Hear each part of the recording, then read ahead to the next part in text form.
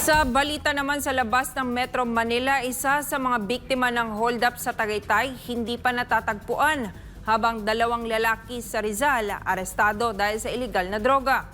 Samantala, iba't ibang uri naman ng mga ibon sa Ilocos Norte na mataan sa ikinasang birdwatching ng Department of Tourism at Department of Environment and Natural Resources. Si Virgil Parba magbabalita. Pinaghahanap pa ang isa pang biktima ng hold-up sa lungsod ng Tagaytay na isang linggo nang nawawala.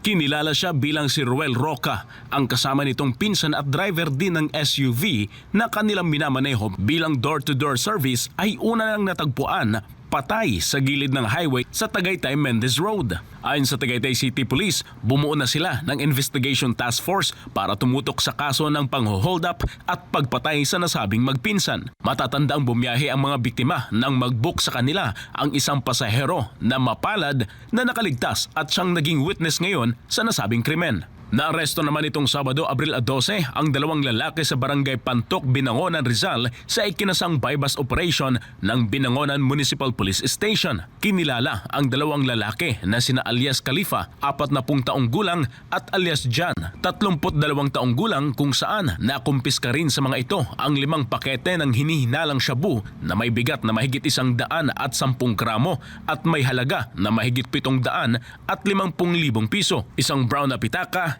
isang 500 pisong recovered money, 2 cellphone, isang motorsiklo at 1,100 piso na buy-bust money. Haharap ang dalawang sospek sa kasong paglabag sa Republic Act No. 9165 o Comprehensive Dangerous Drugs Act of 2002. Samantala, nagkaisa ang Department of Tourism o DOT at Department of Environment and Natural Resources o DNR para ipakita ang halaga ng mga ibon sa kalikasan at pamumuhay ng tao sa pamamagitan ng birdwatching. Sinimulan ang birdwatching ng 4 hanggang 9 ng Abril na tinangkilik ng aabot sa 30 professional at amateur birders at maging mga photographer para maitala ang iba't ibang uri ng ibon o avian species sa kanilang natural na kalikasan. Ayon kay Gay Acacio, Chief Tourism Operations Officer ng DOT-1 Ilocos, isa sa pinakadinarayong destinasyon ng mga ibon ang Calvario Patapat Natural Park na kanilang protektadong lugar sa Ilocos Norte sa ilalim ng Republic Act 11038. Sa bandang Visayas naman, pahirapan ngayon sa supply ng tubig ang nasa 3,000 kabahayan sa 2 barangay sa La Carlota City sa lalawigan ng Negros Occidental dahil sa epekto ng nakaraang pagsabog ng Bulkang Kanlaon noong Abril 8. Aabot sa 12,000 residente ng Barangay Araal at kalapit nitong barangay sa San Miguel ang apektado ng kakulangan ng supply ng tubig matapos na makontamina at magbara ang 2 sa 3 spring water source ng Local Water District sa Barangay Araal. Para tugunan ang problema sa tubig ay nagpadala ang lokal na pamahalaang lungsod ng Cadiz at Sagay katuwang ang Red Cross ng mga water filtration tankers para sa maiinom na tubig ng mga apektadong residente. Samantala, isang vlogger at isang ama na nais lamang umanong kumita sa pamamagitan ng content arestado ng Iloilo Police matapos nitong akyatin ang signage tower sa kahabaan ng Diversion Road sa Mandurriao District ng syudad para sumayaw ng budots sa tuktok ng nasabing tower. Kinilala ang vlogger na si alias Jumo, 30 taong gulang. Mayroon siyang 3 taong gulang na anak na siya ring dahilan ng kanyang pagba-vlog para kumita ng pera na maipagamot ang butas nito na ngala-ngala. Paliwanag ng tinaguriang probinsyanong vlogger na may 6,800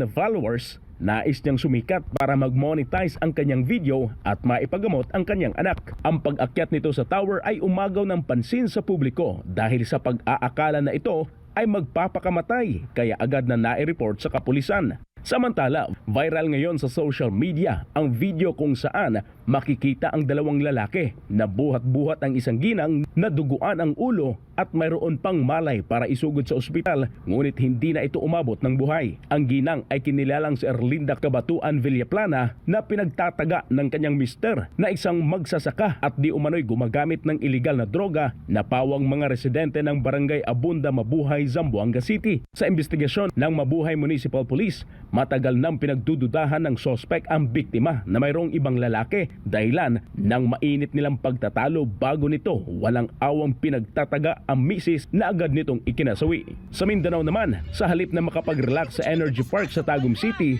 ang nasa 43 individual ay kagat ng bubuyog ang natamo ng mga ito nitong Adyes ng Abril. Sa ulat ng ilang saksi ay may mga nambato umano sa bahay ng mga bubuyog kaya nagsiliparan ang mga ito at nangangagat ng mga taong nagpapahinga sa park. Kitang-kita sa isang video kung paano nagtakbuhan ang mga ito para maiwasan ang nabulayaw na mga bubuyog. Agad namang rumesponde ang City Disaster Risk Reduction Management Office para mabigyan ng agarang lunas ang mga biktima ng bubuyog sa Davao Regional Medical Center kung saan 39 sa mga pasyente ay agad na gumaling at nakauwi na sa kani-kanilang mga tahanan. Paalala ng lokal na pamahalaan sa publiko, huwag batuhin o pakialaman ang mga bahay pukyutan saan mang lugar, lalo na kung walang kasamang eksperto sa mga bubuyog. Isang sasakyan naman ang naaksidente sa Duminurog, Talakag, Bukidnon nitong Adyes ng Abril kung saan ang driver nito ay kinilalang si Randel Mangilimutan, 58 taong gulang, ay nagtamo ng sugat sa kanyang binti habang ang isang pasahero nito ay sugatan din.